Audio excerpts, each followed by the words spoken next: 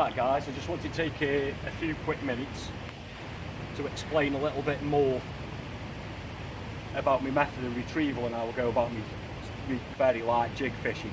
I'll just quickly come to camera there and show you. We've got a small gunky whiz on there, and this is a 1 gram jig head to 4.4 pound fluorocarbon. And with this ultralight fishing, there's a reason I'm using such a light jig head. And that's because the canals that we fish are very, very, very snaggy. And there's an awful lot of debris on the bottom for you to catch, say, a 3 or a 5 gram in, which you would use maybe other canals which are clearer.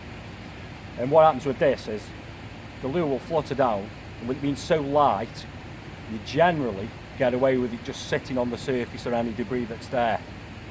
And then you can either slowly straight wind it in and just work it across, you know, a few inches off the bottom, or you can pop it. And what I'll do now is I'll just show you. I'll do a few casts and I'll talk you through the retrieve.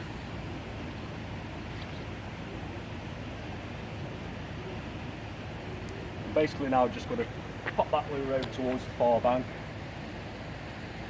There we go.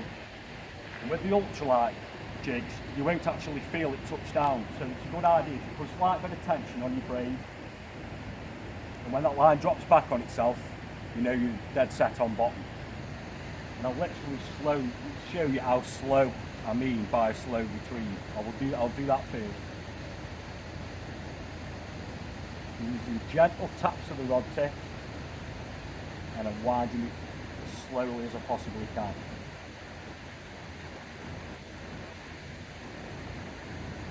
Just little taps, I'm not over exaggerating any movement on that lure, I'm letting it work for itself.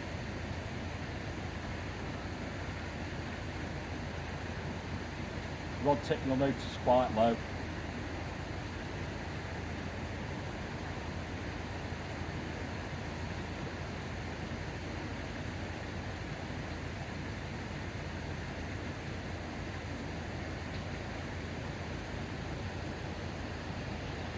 Now you'll see guys, you'll notice how slow I was actually moving that lure, but because this jig head's so light, it's coming clean, so that was fishing perfectly well all the way in.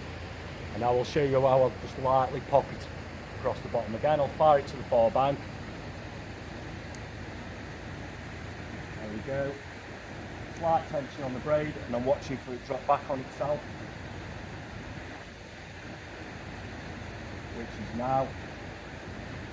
And this one is just, every time I'm turning that reel handle now, it's to stay in touch with that lure. And I'm giving it, just look at the rod tip, I'm just giving it little light taps to pop it up off the bottom.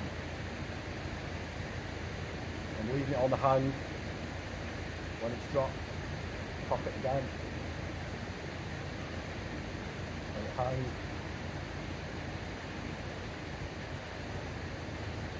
A few more pops.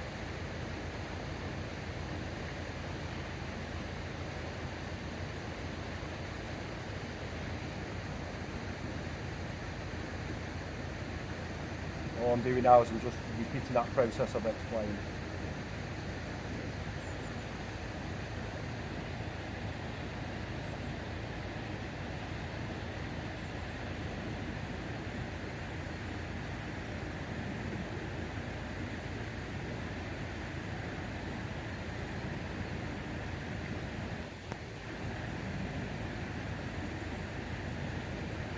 I'm feeling all the time.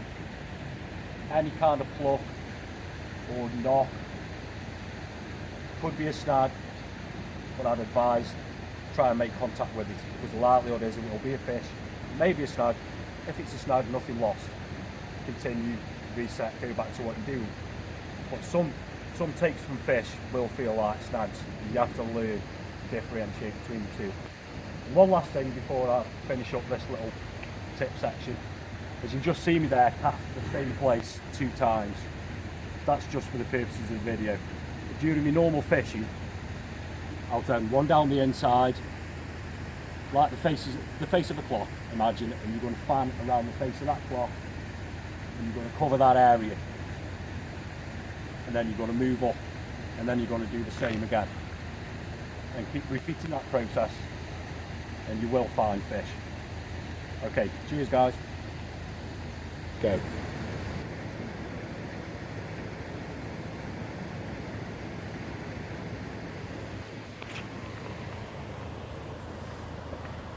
Right guys, just going to give you a few tips of how I go about dibbling and sort of trolling up the side on the first margin.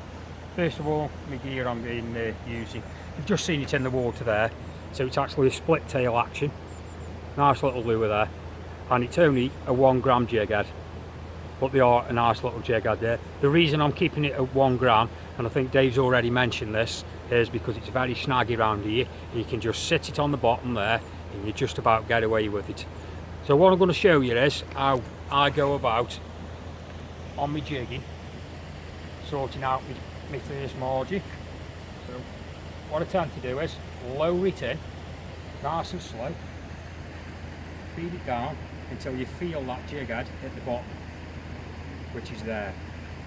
Then I'll give it 12, maybe 10, 12 inches of slack line.